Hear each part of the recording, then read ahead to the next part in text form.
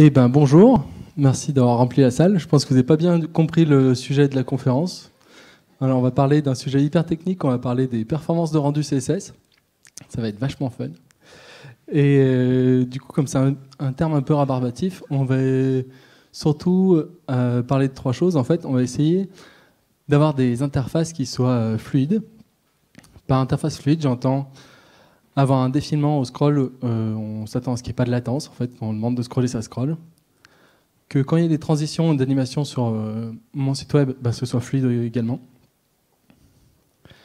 Et enfin, quand il y a une manipulation du contenu, donc quand on ajoute des éléments ou quand on enlève des éléments, on va chercher à faire que mon site web, en l'occurrence peut-être mon mobile, ne frise pas pendant qu'il calcule où il va mettre l'élément. Alors pourquoi on parle de performance CSS ? Tout simplement, d'abord c'est pour l'image. C'est-à-dire que si votre site il paraît buggé, c'est toute l'image de votre boîte et toute l'image de votre produit, la confiance qu'on aura dans votre produit qui va aussi dire eux ils ont fait un site buggé.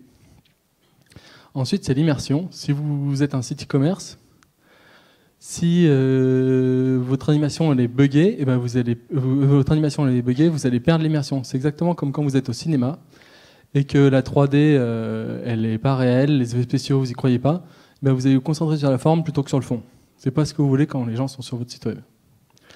Et enfin, c'est une notion importante d'accessibilité, c'est-à-dire vous faites un site web, le but c'est pas juste que la personne qui a un nouveau PC qui date d'il y a moins de 2 ans, qui a un joli connexion ADSL ou la fibre puisse l'utiliser. Non, le but c'est que quelqu'un qui a un vieil ordinateur puisse également y accéder et lire le contenu.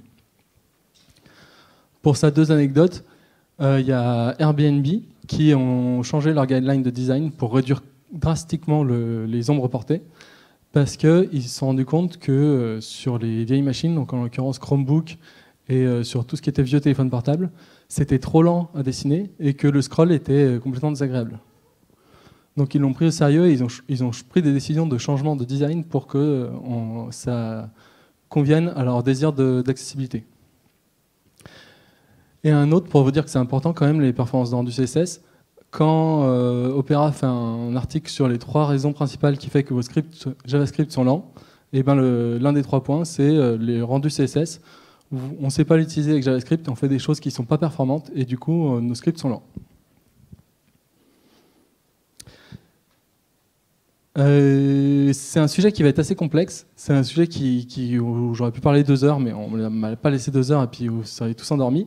Donc on va essayer de se concentrer sur des choses efficaces que vous pouvez retenir, des choses sur lesquelles vous pouvez travailler. Et si vous devez retenir qu'une chose de cette conférence, c'est que vous ne devez jamais faire de transition ou d'animation CSS sur autre chose que ces 3 propriétés. Opacité, qui permet de faire de la transparence. Transform, qui va vous permettre de faire de la translation, rotation, redimensionnement d'éléments. Mais également filter, qui va vous permettre de faire des niveaux de gris, de la luminosité, du contraste, du flou. Par contre, filter, c'est quelque chose de plus récent dont le support est un peu faible. Qu'est-ce qu'on va faire pendant les 14 minutes qui suivent ? On va parler de qu'est-ce qu'un navigateur. Un navigateur, c'est la boîte noire dans laquelle vous mettez vos CSS et votre HTML et vous attendez d'avoir des pixels à l'écran. Et cette boîte noire, on ne la comprend pas très bien. Je vais essayer de faire un peu de pédagogie dessus, de vulgariser un peu ce que c'est, de réduire cette boîte noire. Et comme ça, vous comprendrez vous-même quand vous faites quelque chose qui n'est pas performant ou quand vous allez pouvoir trouver des modèles, des astuces pour rendre performante. Et puis en vous expliquant comment marche un navigateur, j'espère très fortement que vous retiendrez d'autant plus la conclusion qui dit « Ne faites pas de transition ou d'animation sur d'autres propriétés que opacité, transform et filter ». Allez, un petit slide, parce que je suis obligé pour vous me présenter. Moi, c'est Thomas Ziliox, je suis développeur web freelance sur Lyon. Mon domaine d'expertise, c'est principalement d'aider les entreprises à faire du CSS maintenable, à former les équipes, et également donc la performance. Comment les navigateurs passent du CSS au pixel ? Alors, ça va être la grande question de cette présentation. Une bonne approximation dit qu'en fait, un navigateur, ça serait 2 fils d'exécution. Le principal et celui de composition. À chaque fois, je mets des petits liens pour aller plus loin, pour ceux qui sont très très curieux. Le fil principal, il va vous charger en fait, de calculer pour chaque élément de la page, quelles sont les règles CSS qui vont s'appliquer. C'est ce qu'on va appeler rendering tree sur mon schéma, et c'est un peu la partie encore boîte noire que je vais laisser boîte noire aujourd'hui. Mais ensuite, il y a 3 étapes, et il y en a encore 2 qui sont faites par ce fil d'exécution principal, le layout qui fait la mise en page, et le paint qui va calculer pour chaque pixel dans quelle couleur on va l'afficher. Et enfin, du coup, le fil de composition, lui, va permettre d'afficher, c'est la dernière étape de la chaîne, c'est elle qui va décider d'afficher à l'écran les pixels. Nous, tout notre objectif, quand on va vouloir faire un scroll, une transition, une modification de contenu, c'est de le faire en 16 millisecondes. Alors pourquoi 16 millisecondes? En fait, quand on fait une modification en une frame en 16 millisecondes, on va réussir à atteindre l'objectif qu'on se donne, c'est ce 60 fps, 60 frames par seconde. Je vais vous montrer une vidéo. Alors j'espère que la qualité sera assez agréable. Sinon, il y a la vidéo YouTube, vous pouvez la voir chez vous, de 4 balles, une à 15 frames par seconde. Vous allez voir, ça va être très désagréable. 30 frames par seconde, en fonction de la qualité de l'écran, c'est supportable. 60 frames par seconde, c'est agréable. C'est ce dont vous vous attendez dans le site web qui fonctionne. Vous dites juste, c'est normal. Et 120 frames par seconde, en fait, vous ne verrez pas la différence. Voilà. Du coup, nous, on veut être la 3e balle. Ça ne sert à rien d'aller plus haut. Par contre, c'est important pour nous d'arriver à la 3e balle. Si vous êtes à 15 frames par seconde, on va se dire, ben, il est lent ce site. Alors, comment ça se passe? Le premier rendu d'un élément, au chargement de la page, on va d'abord faire le layout, donc le positionner dans la page. Après, on va faire un paint, c'est-à-dire on va calculer pour chaque pixel quelle est sa valeur. Et du coup, on a une grande image bitmap. Cette image bitmap, le fil d'exécution principal va le passer au fil de composition, qui lui va le charger en mémoire. Le fil de composition, c'est celui qui parle avec la carte graphique. Le fil principal, c'est celui qui parle avec le CPU, avec le processeur. Donc, il est obligé de charger cette image en mémoire de la carte graphique pour après l'afficher via le process de composition sur l'écran. Si on décide de faire une transition ou une animation sur la largeur d'un élément, on va redéclencher la mise en page, puisque mon élément est plus grand. Donc forcément, peut-être que il n'a plus la même taille sur l'écran, mais aussi peut-être que son parent n'a pas la même taille, peut-être que les éléments qui sont après n'ont plus la même taille. Donc on va devoir recalculer pour une bonne batterie d'éléments le layout. Et ce qui est important, c'est que le layout, c'est un process bloquant. C'est-à-dire que le navigateur, quand il fait un layout, il ne fait plus rien d'autre parce que sinon, il va peut-être refaire du layout parce qu'il fait autre chose. Donc, pendant le layout, c'est complètement bloquant. En termes de performance, ce n'est pas terrible. Ensuite, une fois qu'il a fait le layout, il est obligé de refaire un paint. Et comme il a fait un paint, il est obligé de refaire une composition. Sauf que c'est une nouvelle image qu'il a calculée. Donc, dans la carte graphique, on va devoir charger une nouvelle image, recommencer tout de zéro et faire la composition. Alors que si on fait un scale X, c'est-à-dire agrandir l'élément avec une transformation en largeur, ce qui peut être exactement le même rendu, on va le faire via la fonction transform. Et ce qui va se passer, c'est que le fil de composition sait faire ça lui-même. Il a déjà l'image en mémoire, il sait appliquer des opérations matricielles sur les images, il peut l'agrandir en largeur, et en fait ça reste sur le fil de composition. La carte graphique qui sait manipuler les images, sait le faire très rapidement, très simplement, c'est performant, et pas de paint, et pas de layout, et pas de rechargement en mémoire. Donc en termes de performance, on est hyper gagnant. Il y a un site qui s'appelle CSS Triggers, qui est peut-être le seul site que vous devez aller voir si vous voulez voir un site à la fin de cette conf. C'est qui liste pour toutes les propriétés CSS, celles qui déclenchent juste le paint, ou celles qui déclenchent le layout, donc le paint, et puis à peu près toutes les propriétés déclenchent le composite, puisque si vous changez un pixel sur l'écran, vous devez faire une composition. Et c'est le site de la déprime, puisqu'en fait, il n'y a que 3 propriétés qui ne déclenchent pas le paint, l'opacité, transform et filter. Du coup, si vous voulez faire des transitions, des animations performantes, il faut utiliser que celle-ci. Alors, quelques outils pour investiguer, parce que c'est pas facile. Ça dépend. Les bonnes pratiques, ça va dépendre de votre contexte de projet, de votre site web, de combien vous êtes d'images, du matériel que vous utilisez, ainsi de suite. Donc je vais vous donner quelques petites astuces d'outils qui vont vous permettre de moins investiguer, voir quand vous avez un problème de layout ou de paint. Alors je vous conseille tout d'abord la console de Firefox, qui est un super outil pour détecter le reflow. Dans la console directement, elle va mettre à chaque fois qu'elle fait un reflow et combien de temps elle y a mis. Donc vous allez pouvoir voir s'il y a des reflows, parce que la plupart du temps, vous n'en voulez pas. Et s'il y a un reflow, vous allez pouvoir voir s'il est important ou pas. Donc ça donne ça. Dans l'onglet CSS, on peut activer reflow. Et puis à gauche, on peut passer. Et là, on voit qu'on a un petit bug sur ce menu.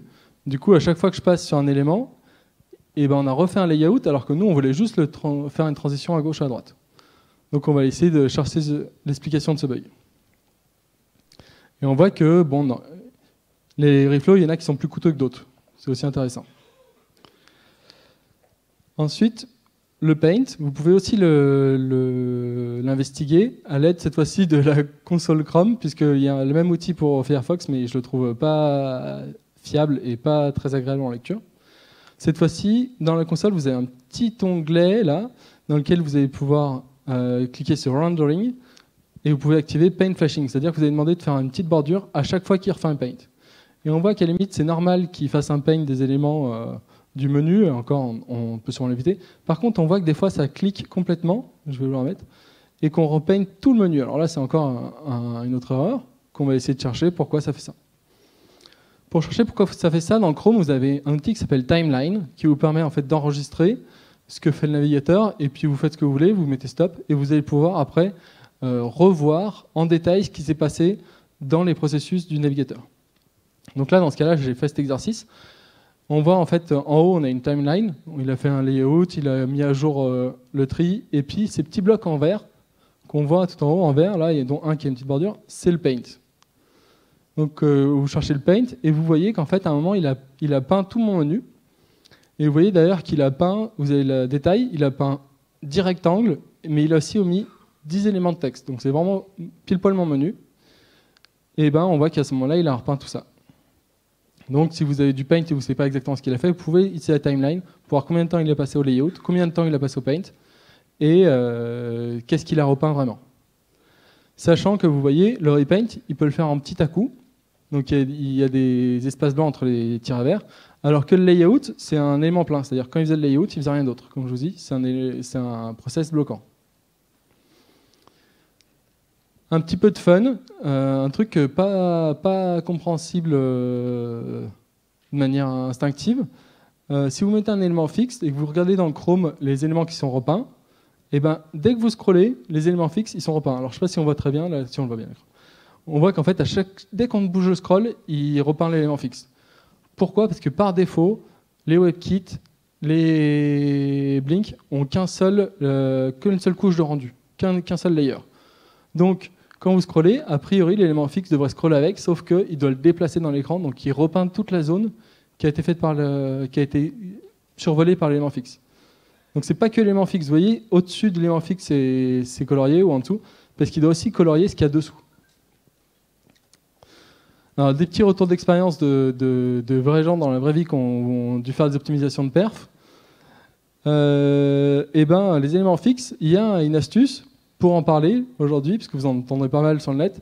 Vous pouvez appliquer une translation Z, donc en profondeur, ou une perspective, un pixel, ou d'autres solutions. Et ça va activer l'accélération graphique, donc ça va accélérer la composition. Ça veut dire qu'en fait, il va automatiquement, pour cet élément, créer deux layers. Un layer pour le fond, un layer pour l'élément fixe. Et si on regarde, si je fais cette astuce-là, et ben, quand je scrolle, l'élément fixe n'est plus repeint, et derrière l'élément fixe, il n'est plus repeint non plus. Mais attention, ça c'est quand même un hack magique. On dépend de comment le navigateur l'utilise. Donc ça marche pour Blink, ça marche pour WebKit, mais on ne sait pas pour combien de temps ça marche.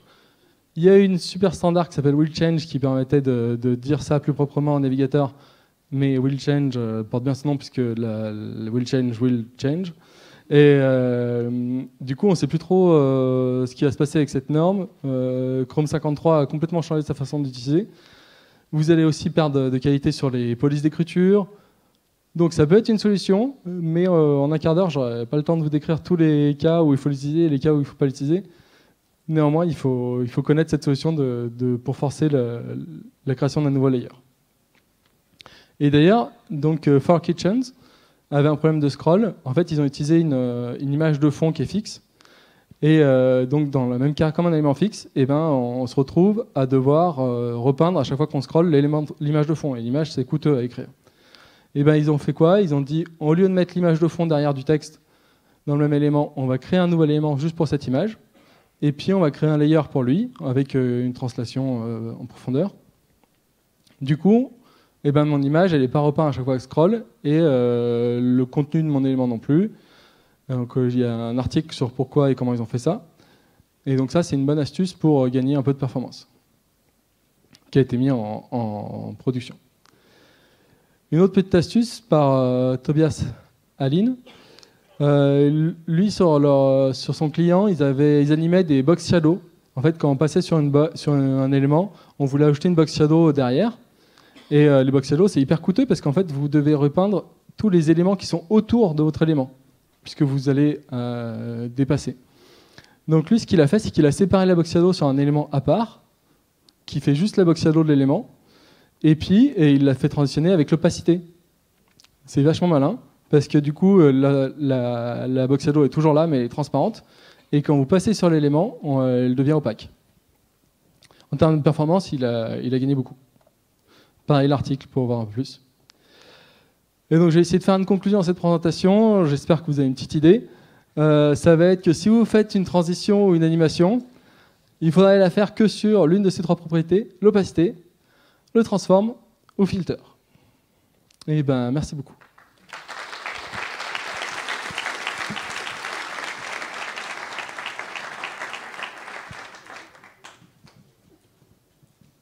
On va avoir le temps de prendre quelques questions, s'il y a des questions.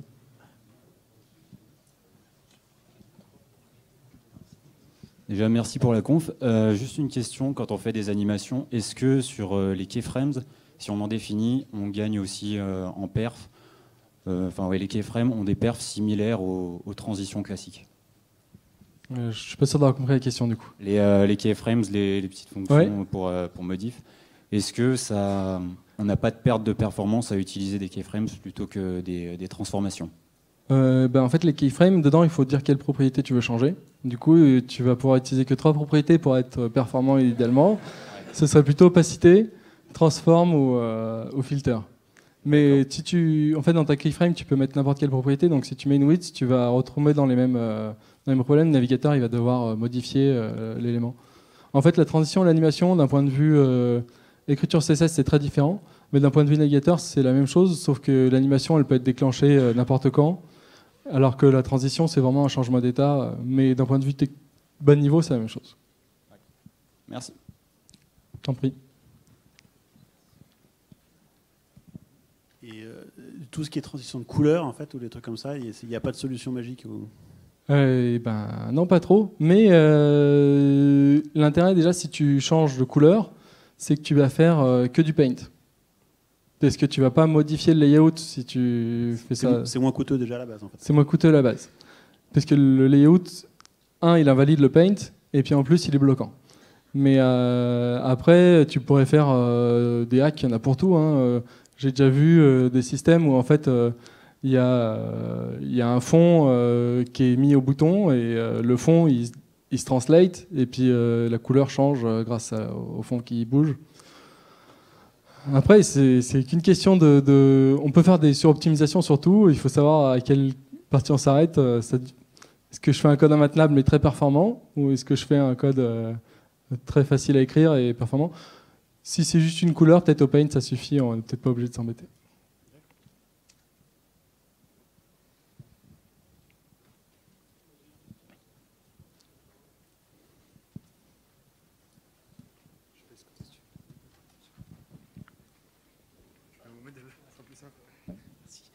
La gestion des transforms et les multiples propriétés qu'on peut transformer. Quand on en a 3-4, on veut faire la rotation, translate X, translate Y, scale machin, avec de la surcouche CSS parce que c'est un child cascade. Est-ce que tu as un outil qui te permet une technique qui te permet de gérer ça simplement, sans t'arracher les cheveux? Tu vois, moi j'en ai plus beaucoup. Ouais. Désolé pour les cheveux qui te restent. Non, il n'y a pas beaucoup de techniques, mais au niveau spec, il bouge. Il y a eu pas mal de retours de développeurs qui disent que c'est immaintenable de faire que si on manipule le translate, une rotation, un scale, Enfin, si on commence à avoir 3-4 transformations et qu'on va en rajouter un dans un cas ou en enlever un dans un autre, on se tape à réécrire à chaque fois toute la formule et que c'est pas très maintenable. Du coup, prochainement, on devra avoir directement la propriété rotate et directement la propriété translate, qui va nous permettre en fait de ne pas répéter rotate si on veut juste changer translate, quoi. Donc, attendre.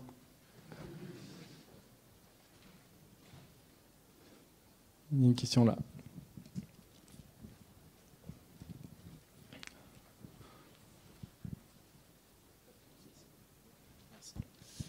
Là, tu parles des animations, donc une fois que la page a déjà été chargée et ce qui se passe après interaction utilisateur.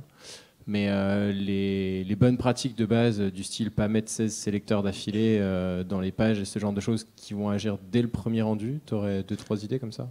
Qu'est-ce que tu entends par ne pas mettre ces sélecteurs de page Bah, après, il y a un parcours du DOM par le navigateur, donc si on a un sélecteur qui est très très très précis, c'est un peu contre-intuitif, mais ça va être plus lent que si on a un truc qui remonte le nœud à l'envers en fait. Oui. Enfin, voilà. Alors, 2 points. C'est clair que j'ai pas parlé du tout de performance de chargement, parce qu'on entend quand même plus souvent parler. Mais clairement, si tu as une page qui est lente à charger et qu'en plus, ça va, pendant le chargement, le rendu va être encore plus lent parce que le navigateur est occupé à faire d'autres choses. Donc, les deux cohabitent quand même, c'est pas des choses qui sont isolées. Et d'un point de vue performance sélecteur, en fait, il y a pas mal d'études qui sont sorties là, dans les 2 dernières années qui disent que finalement, les navigateurs savent très bien gérer des sélecteurs assez compliqués. Et j'ai trouvé qu'un seul cas vraiment où il y a quelqu'un qui s'est embêté, c'est parce que GitHub, ils ont genre 50 000 fois le même nœud, enfin 50 000 nœuds dans la page, et là quand ils font un sélecteur un peu bourrin, ils ont des pertes de perf. Sinon, la plupart des gens disent sélecteur universel ou sélecteur compliqué. Maintenant, on a les performances. Donc, si tu veux faire des sélecteurs simples, c'est plus pour toi, ta compréhensibilité, ta maintenabilité, mais en termes de perf, il n'y aura pas d'impact. Ouais, je dis ça parce qu'avec ça, c'est ce genre de trucs qui sont apparus ces dernières années. On a tendance à tout englober un peu, à se dire bah, là, je suis dans mon main, puis là, je vais être dans ma première section, puis là, je vais être dans mon machin. Et finalement, en fait, notre sélecteur, on va l'écrire, on va sélectionner avec 1 ou 2 sélecteurs là où on sera. Mais comme il est englobé dans une panoplie totale de trucs avant, on se retrouve facilement, une fois que c'est compilé, avec des sélecteurs très longs à la ligne, quoi. Voilà. Oui, et c'est pas pratique moi je suis contre l'imbrication parce que justement on le voit pas qu'on a des sélecteurs très longs et ça rend difficile le débugage ou la réutilisation ou plein d'autres situations. Mais pour les perfs, c'est pas un souci. Ça marche. Mais c'est pas une bonne idée quand même.